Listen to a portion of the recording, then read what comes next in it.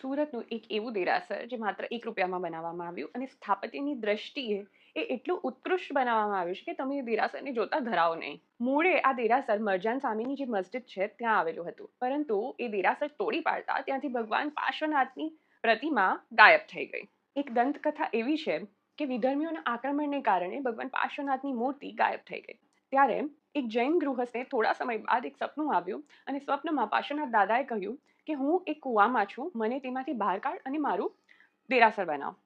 એ જૈન ગૃહસ્થ એટલા ખમતીધર નહોતા કે ભગવાન પાર્શ્વનાથ દાદાનું દેરાસર બનાવી શકે. તો એણે પોતાની આ સમસ્યા એક જૈન જતીજીને જણાવી. એ જતીજીએ થેલીમાં 8 કોડી, 1 સુપારી અને ₹1નો સિક્કો જે પેલા ગૃહસ્થ પાસે હતા એ થેલીમાં મૂકીને ગૃહસ્થને આપ્યા અને કહ્યું કે તું આ થેલીમાંથી તને જોઈતો બાંધકામ, મજૂરી, સરસામાનનો ખર્ચો કાઢજે.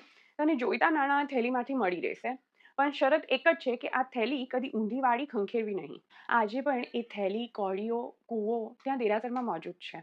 વિધર્મીઓના આક્રમણથી બચવા માટે આ દેરાસરની રચના એક ઘર જેવી કરવામાં આવી હતી અને ગુંબજ બનાવવામાં નહોતો આવ્યો. અહીંનું કાષ્ઠનું કોતરકામ એટલું સુંદર છે કે તેનો નમૂનો સુખડના લાકડામાં બનાવીને લંડનના મ્યુઝિયમમાં સાચવવામાં આવ્યો છે.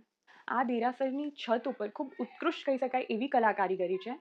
અને ત્યાં જે પ્રદક્ષિણા માર્ગ છે ત્યાં એવું કહેવાય છે કે 52 જૈન દેરા હતા, તેમાંથી 28 ભાંગી ગયા. ત્યારે રાવ બહાદુર હીરચંદ મોતીચંદ ઝવેરીએ 20,000ના ખર્ચે એ જમાનામાં આને દુરસ્ત કરાવ્યું હતું. જૂનું લાકડું હોવાથી આ દેરાસરનું સ્થાપત્ય સાચવવાનું કામ ખૂબ જ અઘરું છે અને એ જ કારણે આ સાચવણી કરવા માટે જેથી લોકોના હાથ લાગીને કોતરકામ ખરાબ ના થાય એ માટે થઈને ત્યાં કાચના કેસ લગાવી દેવામાં આવ્યા છે.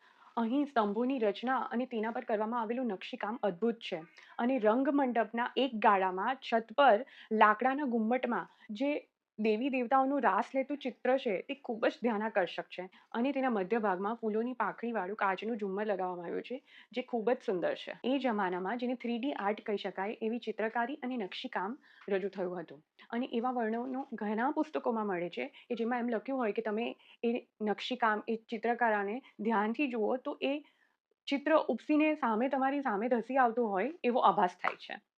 પણ કદાચ આજે જો તમે ત્યાં વિઝિટ કરો તો તમને એવો ભાસ ના થાય, કારણ કે કાળની થપાટે ઘણું ત્યાં બદલાઈ ચૂક્યું છે. આજે પણ આ દેરાસરના રંગો જેવા છે તેવા ને તેવા જ છે.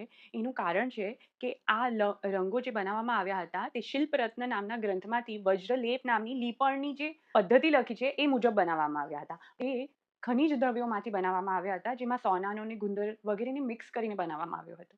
એટલે આટલા વર્ષે પણ એ સોનેરી રંગ, એ ચિત્રની આભા એવી ને એવી તમે જોઈ શકો છો. આ દેરાસર માત્ર જૈનોનું નહીં, ઘણા હિન્દુઓનું પણ આસ્થાનું કેન્દ્ર રહ્યું છે.